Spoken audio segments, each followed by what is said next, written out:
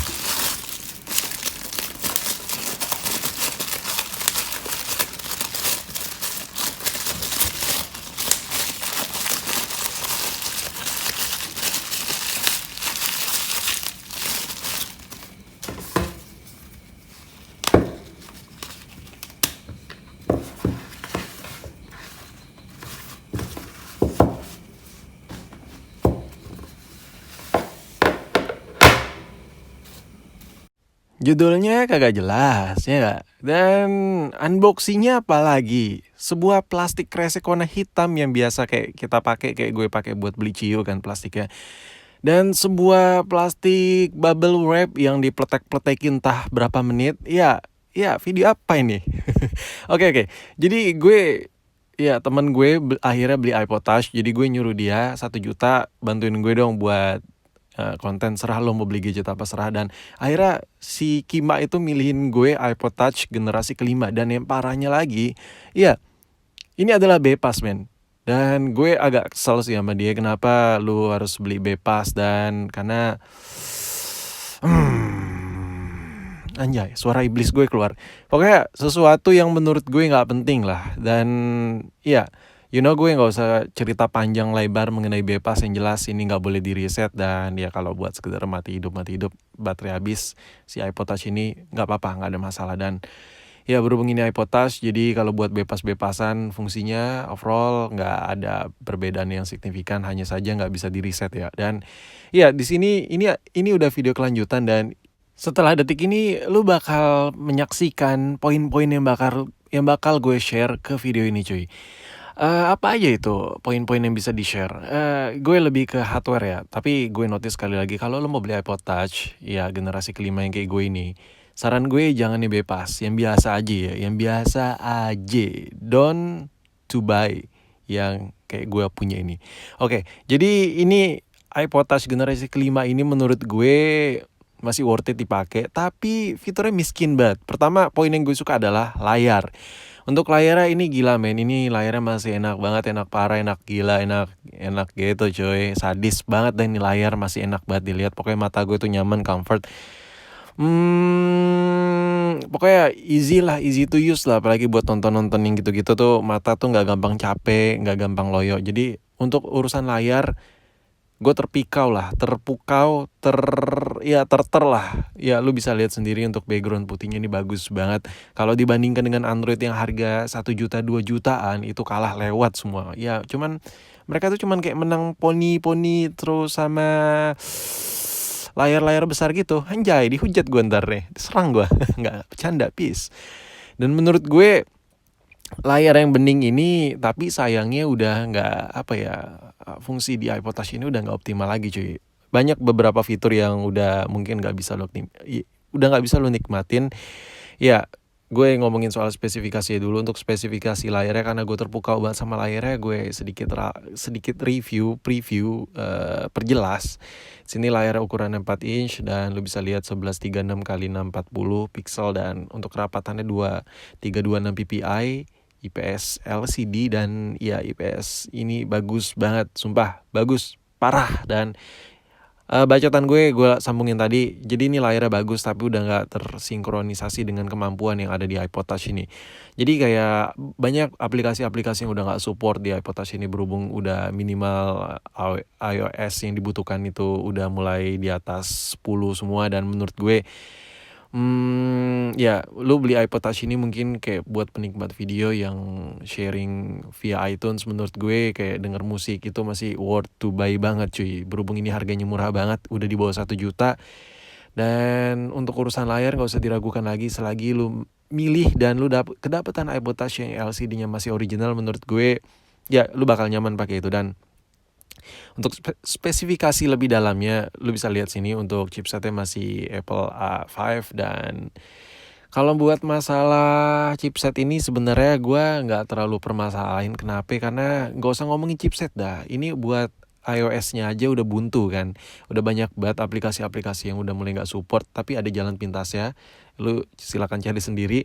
Dan untuk permasalahan iPod Touch ini, gue coba obrak-abrik main-main ke forum si Apple, dan ya gue menemukan sebuah permasalahan. Ya sebenarnya nggak ini aja, banyak. Jadi iPod Touch itu ada yang ngeblank hitam dan dicas, katanya cuman logo baterainya aja, cuman nimbul baterainya aja tapi nggak nyala-nyala. Dan menurut gue ini adalah suatu penyakit yang menurut gue ya wajar. Kenapa? Karena udah mulai berumur men. Jadi kalau lu beli iPod Touch, ya lu wanti-wanti lah, kayak misalnya bakal ganti baterai sekitar, mungkin kalau lu pemakaian aktif iPod Touch lu mungkin 6 bulan, setahun mungkin, sekitar segitu lu udah wajib kudu harus ganti baterai. Dan berita pahitnya lagi adalah baterai iPod Touch itu nggak sebanyak orang ngejual baterai iPhone. Jadi mungkin baterai, misalnya ada 10 sellernya, dari antara 10 seller itu yang jual baterai iPhone, baterai iPod Touch maksud gue, mungkin dari 10 seller itu mungkin sekitar 2.